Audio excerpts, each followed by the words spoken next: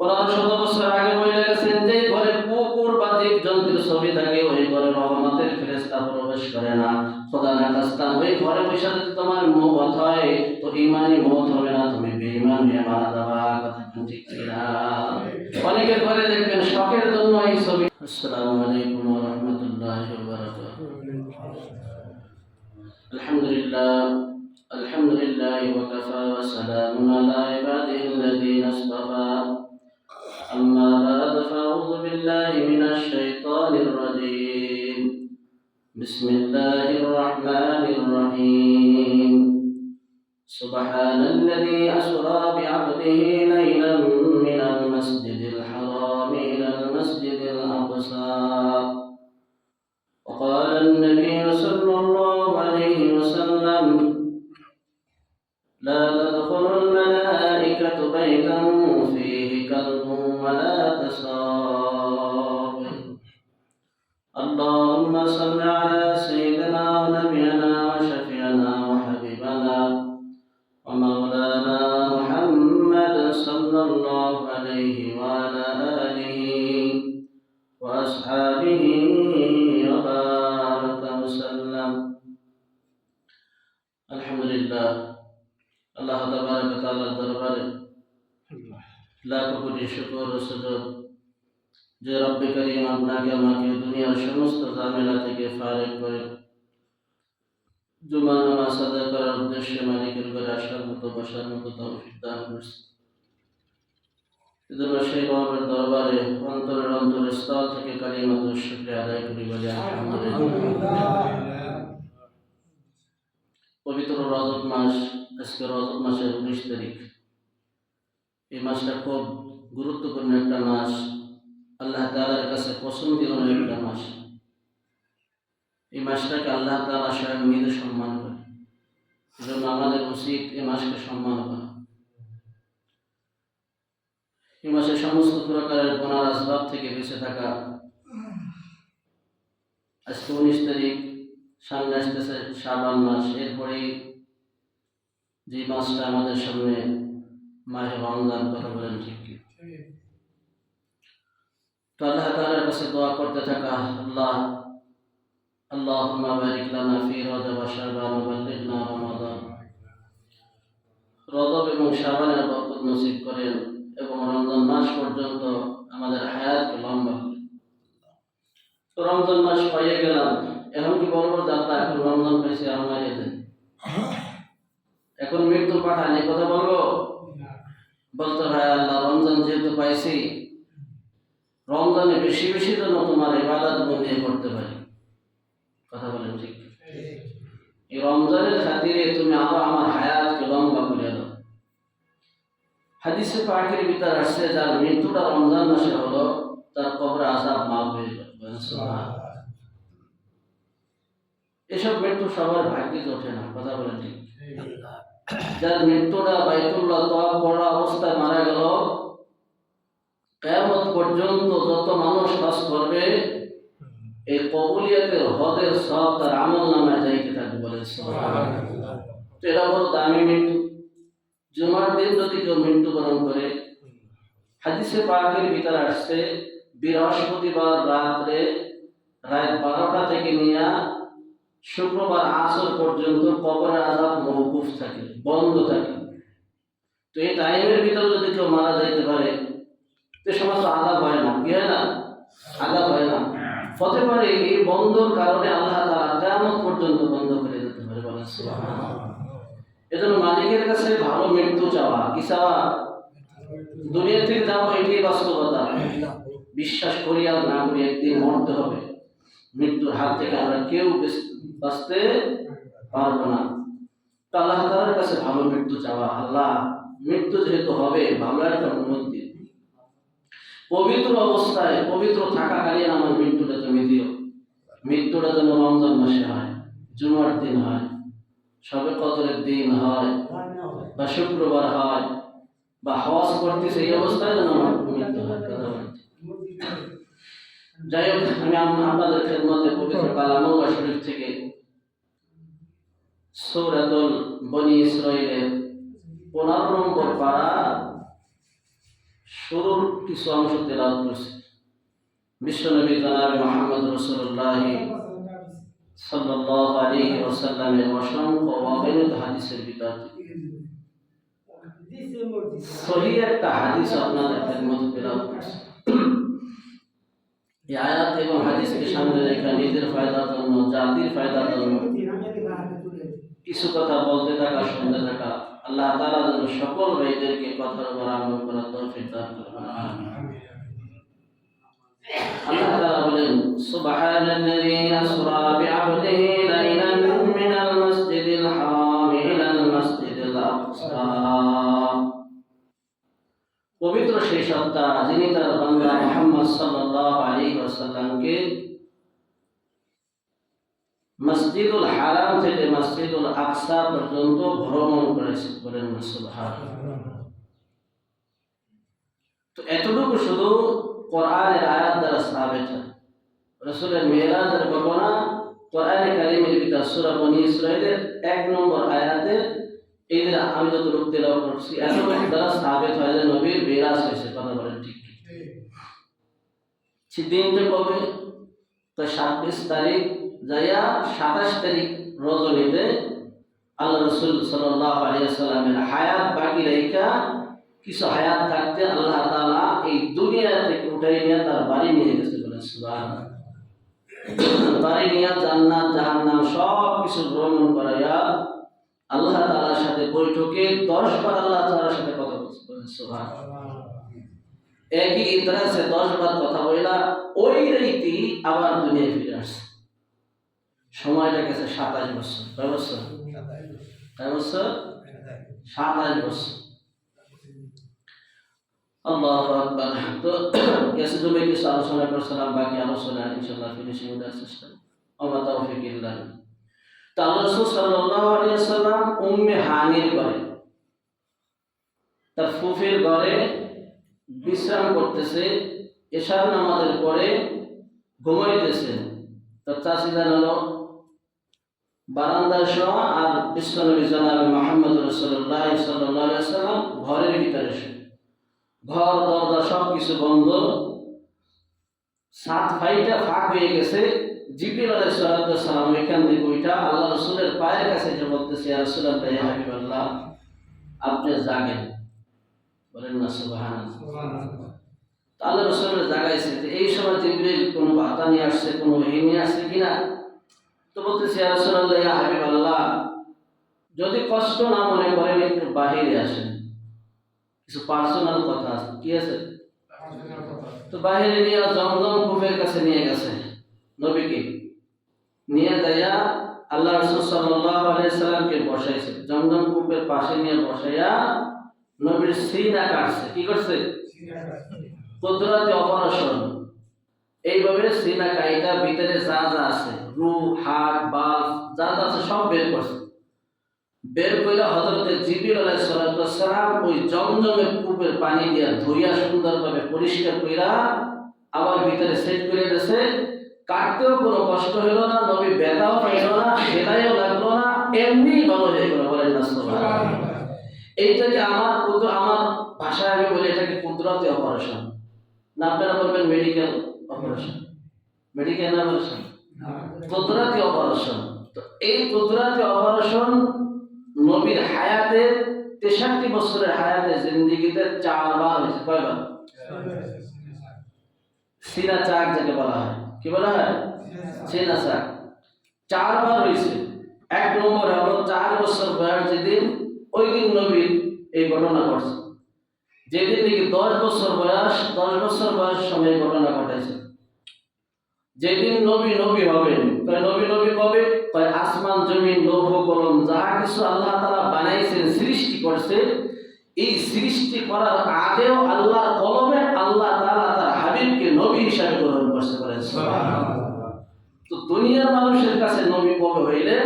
40 বছর বয়স যেদিন হইল, যেই দিন নাকি পয়গম্বর আরবি হীরা গুহায় অবস্থান করতেছিলেন, এই জায়গায় আল্লাহ তাআলা হযরতে জিবরিল আলাইহিস সালামকে লৌহে মাহফুজ থেকে কোরআনের সূরা আলাকের 5টা আয়াত নিয়ে বলতেছে, জিবরিল যা আমার হাবিবের বয়স এখন পরিপূর্ণ হয়ে গেছে, 40 বছর হয়ে গেছে। 40 বছর মায়া মানুষ বয়সে মানুষ সবকিছু বোঝে, কথা বলে বোঝে, ভালো মন্দ খারাপ কোনটা ভালো কোনটা সবকিছু এর আগেই তো বোঝে, তো সে আরো ভালো বোঝে। এখন আমার নবীকে নবী বানানো, নবীদের দায়িত্ব আমি তাকে অর্পণ করতে চাই। যাও লৌহে মাহফুজ থেকে সূরা আলাদের 5টা আয়াত আমি আমার হাবিবকে শোনাই বলে সুবহানাল্লাহ। এই হীরা গুহার বৈশা 3 নম্বর অপারেশন হয়েছে, সিনা চাঁদ যাকে বলা। 4 নম্বর অপারেশনটা হয়েছে মেরাজের রজনী। মুফাসসিরিনরা বলতেছে যে প্রথম যখন 4 বছর বয়স সময় একটা অপারেশন করা দরকার আছে, কথা বলেন ঠিক? কারণ হাদিসে পাকের ভিতরে আসছে যে বনি আদম যখন একটা গুনাহ করে তখন তার আমল নামায় একটা কালো দাগ পড়ে যায়। এই অন্তরটা হলো ফ্রেশ আয়না কায়দা পরিষ্কার থাকে, সচ্ছল থাকে। যখন বনি আদম একটা গুনাহ করে ওই আয়নার গ্লাসের উপর একটা দাগ পড়ে যায়। বনি আদম যদি এই গুনাহ থেকে তাওবা না করে আবার একটা গুনাহ করে তো আরেকটা দাগ ওইরকম ভাবে কালো দাগ পড়ে যায়। এইরকম ভাবে গুনাহ করতে করতে এক পর্যায়ে ওই দাগে পুরো আয়নাটা পুরো গ্লাসটা কালো হয়ে যায়, তখন আর ফেস দেখা যায় না, কথা বলে ঠিক কিনা? তাহলে রাসূল সাল্লাল্লাহু আলাইহি ওয়াসাল্লাম বলছে এই ব্যক্তির কাছে ভালো কথা ভালো লাগে না। কি লাগে না?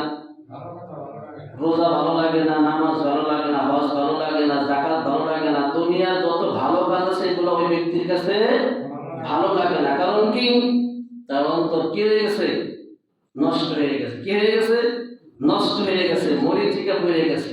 তো এই নষ্ট অন্তর এখন কি করতে হবে? পরিষ্কার করার একটা ধাতু আছে না নাই? জামা যখন ময়লা হয় তো তখন সাবান দিয়ে ধুইলে পরিষ্কার হয়ে যায়। তো আল্লাহ রাসূল বলতেছে এই অন্তর পরিষ্কার করার জন্য 1 নম্বর হলো তাওবা। 1 নম্বর কি? যখন বান্দা তাওবা করবে ওই কালো দাগটা অটোমেটিক হয়ে যাবে, বলেন সুবহানাল্লাহ। তো দোস্ত আল্লাহ রাসূল সাল্লাল্লাহু আলাইহি সাল্লাম যেহেতু তার কাছে শয়তান আসবে না, আত্মসমর্পণ করছে, ইবলিস আল্লাহ রাসূলের কাছে আত্মসমর্পণ করছে, কথা বলেন ঠিক? এইজন্য নবীর সূরাত ইবলিস ধরতে পারবে না, কিন্তু আপনার আমার সূরাত ধরা ইবলিসের সেই ক্ষমতা আছে, সেই ক্ষমতা আল্লাহ তাআলা তাকে দান করেছে। 4 নম্বর অপারেশন এই জন্য করলেন আল্লাহ তাআলা, যেহেতু একটা মানুষকে দুনিয়ার শাস্তি আর আখিরাতের শাস্তি কিন্তু এক নাম। দুনিয়ার শাস্তি যদি একটা মানুষকে ফাঁসি দেয়, মুখটা মারা গেল, আর কিছুই হলো না। কিন্তু আখিরাতের শাস্তি এমন একটা শাস্তি হবে জাহান্নামের আগুন জ্বালাই দেবে, রূহ বের হওয়ার কোনো সুযোগ নাই, মানুষ মরবেও না, মানুষ বাঁচবেও না, মানুষ বাঁচতেও পারবে না, মরতেও পারবে না। বলেন তো একটা মানুষের শরীরে যদি আগুন জ্বালাই দেওয়া হয় আর অপর সাইডে যদি রূহ বের হওয়ার সুযোগ না থাকে তো এটা কেমনটা আযাব হবে বলেন? এই আযাব যেন দেখা নবী সহ্য করতে পারে, এই জন্য 4 নম্বর অপারেশনটা নবীকে করলেন। আল্লাহু আকবার। হাদিসে পাকের ভিতরে আছে জাহান্নামে যারা যাবে জাহান্নামের শিকল দিয়ে এমন ভাবে টানা আশ্রা করবে, জাহান্নামে যারা যাবে আল্লাহু আকবার ওই জাহান্নামের ধোঁয়া মানে বনি আদম সহ্য করতে পারবে না, আযাব তথা দূরের কথা। আল্লাহু আকবার। সকাল সন্ধ্যা এইরকম ভাবে 24টা ঘন্টা জাহান্নামের ভিতর জ্বলতে থাকবে আর চিৎকার করতে থাকবে। আমার হাবিব যেন এইটা দেখা সহ্য করতে পারে। দুনিয়ার মুসা পয়গম্বর আল্লাহ তাআলাকে বলছিল, হায় আল্লাহ তোমার সাথে গোপনে প্রেম আমার ভালো লাগে না, তুমি আমাকে দেখা দাও, রব্বি আরিনি, আল্লাহ আমি তোমাকে দেখতে চাই। আল্লাহ তাআলা বললেন, না মুসা সেই লেন্স আর সেই পাওয়ার তোমার চোখে আমি দিই নাই, ওই চোখ দিয়ে তুমি আমাকে দেখতে পারবা না। কয় আল্লাহ মন মানে না তোমাকে আমি দেখতে চাই। আল্লাহ তাআলা বলল, মুসা তুমি যদি ওই তুর পাহাড়ে তাকাও আমি ওই জায়গা আমার নূরের তাজাল্লি ছাড়ব, যদি তুমি এটা সহ্য করতে পারো তো এটা আমি পুরোপুরি তোমাকে আমি দেখা দেব। আল্লাহু আকবার। তুর পাহাড়ে যখন আল্লাহ তাআলা নূরের একটু তাজাল্লি ছাড়লেন, তুর পাহাড় কইরা পুরা কালি হয়ে গেলেন, কথা বলেন ঠিক কিনা? মুসা পয়গম্বর সহ্য করতে পারলেন না, বেহুশ হয়ে পড়লেন। কয় মুসা তোমাকে সেই পাওয়ার সেই লেন্স আমি তোমাকে দেই নাই যে চোখ দিয়ে তুমি আমাকে দেখবা। যেহেতু হাবিব জনাব মুহাম্মদ রাসূলুল্লাহ সাল্লাল্লাহু আলাইহি ওয়াসাল্লাম আল্লাহর ইতরাসে থাকবে, আল্লাহর বৈঠকে বসবে, বৈঠকে বসে সরাসরি ওই চোখ দ্বারা আল্লাহ তাআলাকে দেখবে। এই জ্যোতি এই নূর দেখা যেন সহ্য করতে পারে, এই জন্য 4 নম্বর অপারেশনটা করা হয়েছে, কথা বলেন ঠিক কিনা? সব কথা বলার সময় নাই, সব কথা বলতে গেলে আমার সময় শেষ হয়ে যাবে। অথচ অপারেশন কমপ্লিট, জান্নাত থেকে একটা বোরাক একটা দুম্বা নিয়ে আসছে। আল্লাহ তাআলা আল্লাহর হুকুমে হযরত জিবরিল আলাইহিস সালাম সাথে নিয়ে আসছে একটা বোরাক। এই বোরাকটা দেখতে খচ্চরের কায়দা, উঁচা হলো গাধার মতো, বেশি একটা বড় না, এবারে ছোট না। এই প্রাণীটা নিয়ে আসছে, অপারেশন কমপ্লিট।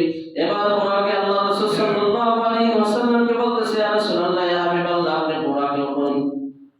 অনেক মানুষ আছে, আমি যে হাদিস বলছি, আল্লাহ রাসূল বলেন, লা তাদখুলুল মালাইকাতু বাইতান ফীহি কালবুন ওয়া লা তাসাবির। অনেক হাদিস সব দেখবেন হতে গেছে, এই বোরাকের ছবি তার ঘরে লটকানো আছে না নাই? আপনারা দেখছেন কিনা জানি না। অথচ 5 ওয়াক্ত নামাজ পড়ে এই ব্যক্তির ঘরে ছবি আছে। পয়গম্বর আরবি 1500 বছর আগে বলে গেছেন যে ঘরে কুকুর বা জীবজন্তুর ছবি থাকে, ওই ঘরে রহমতের ফেরেশতা প্রবেশ করে না। খোদা না খাস্তান ওই ঘরে বসে যদি তোমার মওত হয়, তো ঈমানি মওত হবে না, তুমি বেঈমান হয়ে মারা যাবা। কথা ঠিক কিনা? অনেকের ঘরে দেখবেন শখের জন্য এই ছবিটা নাই, আছে না নাই? হ্যাঁ, খবরদার খবরদার, তোমার আমার থিওরি হবে কোরআন এবং হাদিস। কোরআনে আর হাদিসে কি বলে এই অনুযায়ী তোমার আমার জীবন যাপন করতে হবে। কথা বলেন ঠিক? বোরাক এবার নাড়াচাড়া করতেছে, লাফালাফি করতেছে। জিবরিল ডাক দিয়ে বলতেছে, বোরাক কি ব্যাপার, লাফালাফি করো কেন? লাফালাফি করতেছে এই জন্য, জিবরিল আলাইহিস সালাম যখন আমাকে জান্নাত থেকে নিয়ে আসছে, তখন জান্নাতের গেটে আমি ওখানে লেখা দেখছি, লা ইলাহা ইল্লাল্লাহু মুহাম্মাদুর রাসূলুল্লাহ। তো আমি জানি এই ব্যক্তি কম দামি না, এই ব্যক্তির সম্মান আল্লাহ তাআলার কাছে অনেক সম্মান। কথা বলেন ঠিক? এনার সম্মান আকাশচুম্বী। যেখানে আল্লাহ সেখানে তার বন্ধু, যেখানে আল্লাহ সেখানে তার বন্ধু। কথা বলেন ঠিক কিনা? তো এই দামি মানুষটা যেহেতু আমার পিছে উঠবে, আমি তাকে বহন করে আল্লাহ পর্যন্ত, বাড়ি পর্যন্ত নিয়ে যাব। তো আমার একটা আবদার আছে, আমার আবদার যদি পূরণ করে আমি তাকে তার পিঠে বহন করবো। পন্থনীয় করবে এবং নিয়োগ করবে। কথা বলেন ঠিক কিনা? কয় তোমার আবদার কি? কয় কিয়ামতের ময়দানে জান্নাতে যখন মানুষেরা যাবে, তো হাজার হাজার বোরাক আমার মতো এরকম ভাবে অবস্থান করবে, জনাবে মুহাম্মদ রাসূলুল্লাহ সাল্লাল্লাহু আলাইহি ওয়াসাল্লামকে পিঠে বহন করে জান্নাতে নেওয়ার জন্য। ওই দিন যেন হাবিব কোনো বোরাকে না ওঠে, আজকে ওয়াদা দেবে, ওই দিন জানি আমার বোরাকে ওঠে। আল্লাহ নবী বলতেছে, যাও বোরাক, আমি তোমাকে ওয়াদা দিলাম, ওই দিন আমি তোমার পিঠে বহন করব। বলেন সুবহানাল্লাহ। বোরাকে চলছে, বোরাকের পিঠে উঠছে, বোরাক চলতেছে সামনে। বোরাকের গতি কত? কয় বিদ্যুতের গতি যত, বিদ্যুৎ 1 সেকেন্ডের ভিতর 1,86,000 মাইল বিদ্যুৎ এত বেগে চলে। বলেন সুবহানাল্লাহ। সেকেন্ডে 1,86,000 মাইল বেগে এই বিদ্যুৎ চলে। তো এই বোরাকের গতি ছিল 1 সেকেন্ডে 1,86,000 মাইল সে যাইতে পারতো। বলেন সুবহানাল্লাহ। তো মেরাজের ঘটনা যেই শুনবে তার মুখ থেকে সুবহানাল্লাহ বের হয়ে যাবে। কথা বলেন ঠিক? আমার আল্লাহ তাআলা এই জন্য বলেছে, সুবহানাল্লাযী আসরা বিআবদিহি লাইলাম মিনাল মাসজিদিল হারাম ইলাল মাসজিদিল আকসা। এটা কিভাবে সম্ভব? আমি আল্লাহ এই জন্য সম্ভব, তুমি বান্দা তোমার কাছে অসম্ভব, আমি আল্লাহ আমার কাছে কোনো জিনিস অসম্ভব না, আমার কাছে সব সম্ভব। এই জন্য আমার হাবিবের মেরাজ আমি আল্লাহ তাআলা সুবহান দিয়ে শুরু করলাম। বলেন সুবহানাল্লাহ। মেরাজের যে অংশ মানুষ শুনবে সে বলবে সুবহানাল্লাহ, কিভাবে সম্ভব? তুমি অক্ষম, আমি আল্লাহ সক্ষম, এই জন্য তোমার দ্বারা অসম্ভব, আমি আল্লাহ আমার দ্বারা সম্ভব। বলেন না সুবহানাল্লাহ। বোরাক চলতেছে, পিছনের দিক থেকে বড়ি ডাক দিয়ে বলতেছে, মুহাম্মদ তুমি কই যাও, আমার একটা কথা শোনো। জিবরিলকে ডাক দিয়ে বলতেছে, জিবরিল কে ডাকতেছে? ইয়া রাসূলুল্লাহ, ইয়া হাবিবাল্লাহ, খবরদার পিছনের দিক তাকাবেন না, এটা হলো বুড়ি আপনাকে ডাকতেছে। আপনি যদি পিছনের দিকে তাকান, আপনার উম্মত সব পিছন মুখে হয়ে যাবে। আল্লাহ রাসূল সাল্লাল্লাহু আলাইহি সাল্লাম সামনের দিকে তাকাইলেন। আবার কিছু দূর যাওয়ার পরে ডাকতেছে, হে মুহাম্মদ, বলেন সাল্লাল্লাহু আলাইহি সাল্লাম। যতবার নাম শুনবে ততবার সাল্লাল্লাহু আলাইহি সাল্লাম বলেন। বর্তমান করা ওয়াজিব তারপর মুস্তাহাব। হে মুহাম্মদ তুমি কই দাও, আমার একটা কথা শোনো। এবার বলে যে আমি জিবরিল কে ডাকতেছে? কয়বার ডাকতেছে? বুড়া। কে ডাকতেছে? আগে কে ডাকছে? বুড়ি। এবার কে ডাকতেছে? বুড়া। কয় খবরদার পয়গম্বর, পিছনের দিক তাকান যাবে না, পিছনের দিক তাকাইলে আপনার উম্মত সব শয়তানমুখী হয়ে যাবে। তো প্রথম যে ডাক দিল সে কে? কয় সে হলো বুড়ি। যে বুড়ি কি? সে বয়স বেশি? দুনিয়ার বয়স বেশি। আপনি যদি পিছনের দিক তাকান, নবম সাহেব দুনিয়ামুখী হয়ে যাবে। মুফাসসিরিনরা বলে যেখানে দুই মানুষ দুই গ্রুপ হয়ে গেছে, দুই দল হয়ে গেছে। এক গ্রুপ হলো আল্লাহর পাগল, আর এক গ্রুপ হলো দুনিয়ার পাগল। কথা ঠিক কিনা? টাকা পয়সা যত কামাইতে পারো, হালাল হারামের তো মিসফারা নাই। এত টাকা কামাই করে, আল্লাহু আকবার, যত টাকা তার টাকার কোনো হিসাব নাই, আছে না নাই? এসব দুনিয়ার পাগল। কিসের পাগল? দুনিয়ার পাগল হয়েছে। দোস্ত, এই দুনিয়ার পাগল হওয়া যাবে না। আল্লাহু আকবার, আল্লাহর পাগল হইতে হবে। কথা বলেন ঠিক কিনা? ওই দ্বিতীয় যে ডাক্তার হয়ে গেলা, ওইও শয়তান। এবার আপনারা বলেন, আপনার বয়স বেশি না শয়তানের বয়স বেশি? অবশ্যই শয়তানের বয়স বেশি। কথা বলেন ঠিক কিনা? এই জন্য মুফাসসিরিনরা বলে কিছু মানুষ শয়তানের পাগল, আবার কিছু মানুষ আমার আল্লাহ তাআলার পাগল। আল্লাহ তাআলা সব যে জায়গা আল্লাহ আছে সে জায়গা ওরা আছে, আর যে জায়গা আল্লাহ নাই সে জায়গা তারা নাই। এরা হলো আল্লাহর পাগল। এরা কার পাগল? আল্লাহর পাগল। হযরত জিবরাইল আলাইহিস সালাম বোরাকে নিয়ে তার পয়গম্বর সাল্লাল্লাহু আলাইহি ওয়াসাল্লামকে ঘন একটা খেজুর বাগানে নামাইলেন। কোথায় নামাইলেন? খেজুর বাগানে নামাই বললেন, ইয়া রাসূলুল্লাহ, ইয়া হাবিবাল্লাহ, এখানে 2 রাকাত নামাজ পড়েন। কয় রাকাত? 2 রাকাত নামাজ পড়ার পরে জিবরিলকে প্রশ্ন করলো, যেহেতু এটা সফর, এটা কি ধর্ম, সবকিছু জানার দরকার আছে না নাই? ও যুবক, তোমরা বড় মনে ধরে কুয়াকাটা কি আছে ওখানে? 2টা ল্যাংটা ল্যাংটা, 2টা বেঞ্চ বেঞ্চ। কথা ঠিক কিনা? আল্লাহ আমাদেরকে হেফাজত করে। জিবরিল এই কোন জায়গা? কয়টা হলো ইসরাফ। ইসরাফ মানে কি? শহর, গ্রাম। এইটা পরবর্তীতে যখন আপনি আসবেন, এইখানে এটার নাম হবে মদিনাতুর রাসূল, যেটাকে বলা হয় মদিনা শরীফ। বলেন সাল্লাল্লাহু আলাইহি ওয়াসাল্লাম, আপনার হিজরতের পরে আপনি এই জায়গা আসবেন, তবে এই জায়গাটার নাম ইসরাফ থাকবে না, এটা শহর হয়ে যাবে, এটার নাম হবে মদিনাতুর রাসূল সাল্লাল্লাহু আলাইহি ওয়াসাল্লাম, যাকে আমরা মদিনা শরীফ বলি। সোজা কি? যাকে আমরা মদিনা শরীফ বলি। পয়গম্বরকে পোড়াকে টান দিয়ে আবার সামনে নিয়ে গেলেন, একটা পাহাড়ে নামাইলেন। জিবরিলকে জিজ্ঞাসা করলো, ভাই জিবরিল, কোথায় নামাইলা? এটা হলো তুর পাহাড়, যেই জায়গা পয়গম্বর মুসা আলাইহিস সালাম আল্লাহ তাআলার সাথে কথা বলছে। 2 রাকাত নামাজ পড়ে। কয় রাকাত? 2 রাকাত নামাজ পড়ার পরে আবার পোড়ার সামনে চললো। সামনে যাওয়ার পরে আবার একটা পাহাড়ে নামাইলো। বললো, ইয়া রাসূলুল্লাহ, ইয়া হাবিবাল্লাহ, এই জায়গা 2 রাকাত নামাজ পড়েন। এইটা কোন পাহাড়? এটা হলো বাইতুল্লাহ। এটা কি? এটা হলো বাইতুল্লাহ।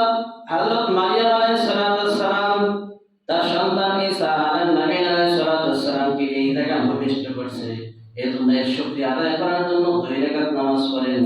2 রাকাত নামাজ পড়ার পরে আল্লাহু আকবার, ওরাক এবার চলতেছে। যাইতে যাইতে এবার মসজিদুল আকসা, মসজিদুল সেই আকসা চলে গেছে। আল্লাহু আকবার। বাইতুল মুকাদ্দাসে চলে গেছে। কোথায় গেছে? মুকাদ্দাসে। এখানে আল্লাহ তাআলা সমস্ত পয়গম্বরকে উপস্থিত করছেন। আদম থেকে নিয়ে ঈসা নবী পর্যন্ত সমস্ত নবীদেরকে ওখানে জমায়েত করছেন। জামাত করছেন এই জন্য আজকে জামাতের সহিত 2 রাকাত নামাজ পড়েন। কয় রাকাত? 2 রাকাত নামাজ পড়বেন। সবাই সারিবদ্ধ হয়ে দাঁড়ায় গেছে, কাতার সোজা করছে। কিন্তু ইমাম কি হবে? ইমাম কি হবে? তো আল্লাহ রাসূল সাল্লাল্লাহু আলাইহি ওয়াসাল্লাম হাতটা এইভাবে ধরে বলতেছে, ইয়া রাসূলুল্লাহ, ইয়া হাবিবাল্লাহ, আজকের ইমামতির দায়িত্ব আপনাকে আল্লাহ তাআলা দিয়েছে। আপনি হলেন ইমাম, আর এরা হলো সব মুসাল্লি। বলেন সুবহানাল্লাহ। 2 রাকাত নামাজ পড়া সবাই যারা বিশেষ বিশেষ নবী, মুসা নবী, ঈসা নবী, যারা বিশেষ নবী, প্রত্যেকে বক্তৃতা দিল। সর্বশেষ বক্তৃতা দিল পয়গম্বর ইব্রাহিম আলাইহিস সালাম। কি বক্তৃতা দিল? ইব্রাহিম আলাইহিস সালাম বক্তৃতা দিয়ে তার বক্তৃতার মাধ্যমে বুঝাইতেছে, তোমরা যে যা বললা সব কিছুর মূল কথা হলো ইনি হলো শ্রেষ্ঠ নবী। বলেন না সুবহানাল্লাহ। ইনি হলেন আম্বিয়া, এনার পরে আর কোনো নবী আসবে না। আনা খাতামুন নবিয়্যিন লা নবিয়্যা বাদি। তোমরা যত যে কথা বললা সব কথার মূল সার মর্ম হলো এটা, ইনি হলো সৃষ্টির শ্রেষ্ঠ মানুষ, ইনি হলেন আশরাফুল মাখলুকাতের ভিতর দামি মানুষ। মানুষ বলেন সুবহানাল্লাহ। আসমান আর জমিনে এর থেকে দামি কেউ নাই। আসমানের থেকে দামি নবী, জমিনের থেকে নবী দামি। লৌহ কলম কুরসি যা কিছু আছে সব থেকে আল্লাহর কাছে আল্লাহর নবীর দাম বেশি, বলেন না সুবহানাল্লাহ। আহলে সুন্নাত ও জামাতের আকীদা নবী আল্লাহর পরে নবীর দাম, তার আল্লাহর পরে কার দাম? নবীর পর দাম। কথা বলেন ঠিক কি? তো এরপরে এখান থেকে বোরাক চলতেছে, প্রথম আসমানে গেছে। বিজ্ঞানীরা আমাকে একটা ভুল তথ্য দেয়, আসমান বলতে কিছু নাই, বলেন নাউজুবিল্লাহ। আসমান বলতে কিছু নাই, তাই আসমান আছে না নাই? আসমান অবশ্যই আসমান আছে। আসমান কয়টা? 7টা আসমান। কয়টা আসমান? 7টা আসমান। যাই হোক, লম্বা কথা অনেক, যেহেতু সময় কাছে 27 বছর। কয় বছর? আরে কি আধা ঘন্টা 1 ঘন্টা শেষ করা সম্ভব? এই পর্যন্ত তারা প্রথম আসমানে গেল। বাকি ইনশাআল্লাহ যেহেতু এখনো রজব মাস চলতেছে, ধারাবাহিকভাবে আলোচনা চলবে, বলেন ইনশাআল্লাহ। আল্লাহ তাআলা তৌফিক দান করুন, বলেন আমিন।